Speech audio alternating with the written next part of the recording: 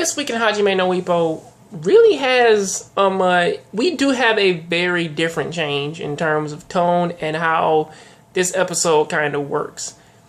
Early on, as everyone knows, early in this episode, they do talk a lot about they do honestly talk a lot about like them having the brand new belts in the gym, and honestly it turns into a large flashback episode between the coach and his friend Nekota.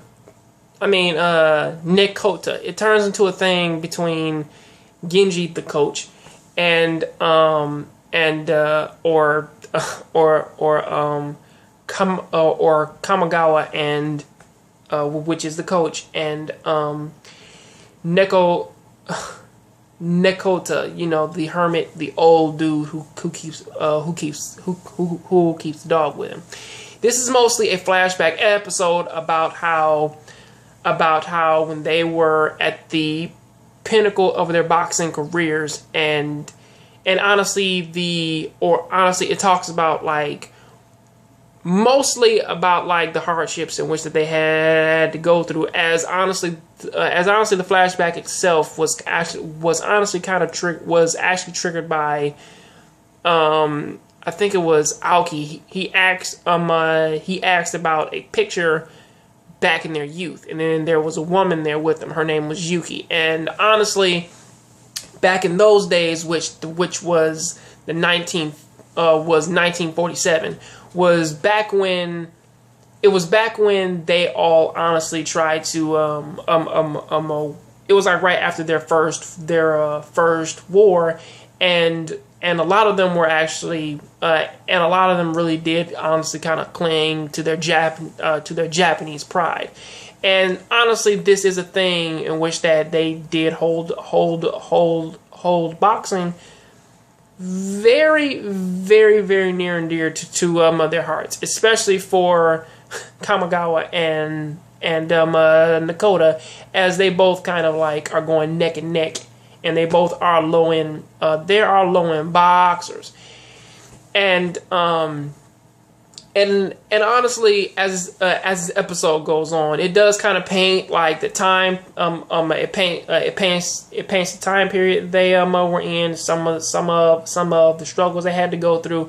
Even honestly, going into the first actual American boxer in which that they had to fight, in which that his name was Ralph Anderson. I believe that he was the very first boxer in which that they fought who actually threw in counters, and they felt firsthand the kind of devastation in which that stuff like that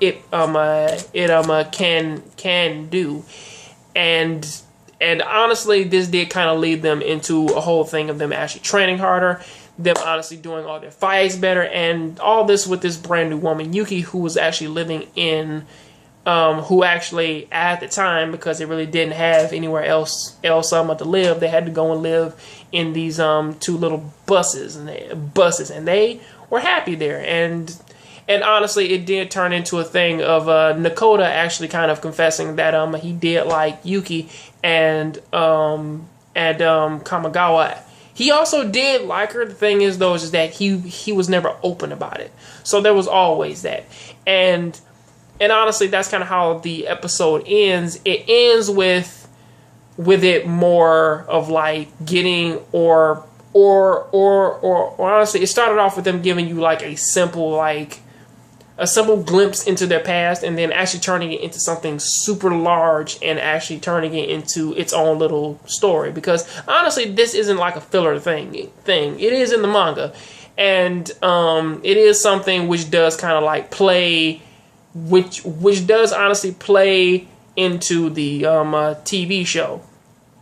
However, for this one, I believe that this entire thing, it's supposed to lead up to what actually ended both of their boxing careers. So So honestly, this could honestly lead into telling something about that, because honestly, he is a super strong opponent, and really, from what I can remember, Kamigawa was actually rather young when he stopped boxing, or honestly, when he had to retire, and I believe it was because of his broken fist. So there was always that. So pretty much that's kind of what I got to say about this episode. I absolutely loved it, and I loved everything about it, going on from the obvious villain to honestly how they played out with, or at least I heard how certain things played out for characters, and I loved every single second of it. So yeah, that's kind of what I got to say about that. What do you guys think about it? Please tell me down there in the comments section. I'll see you guys on the next John Grave show.